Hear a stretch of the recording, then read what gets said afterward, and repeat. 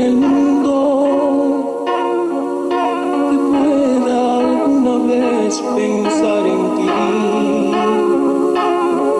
Cuando todos los amigos te han dejado,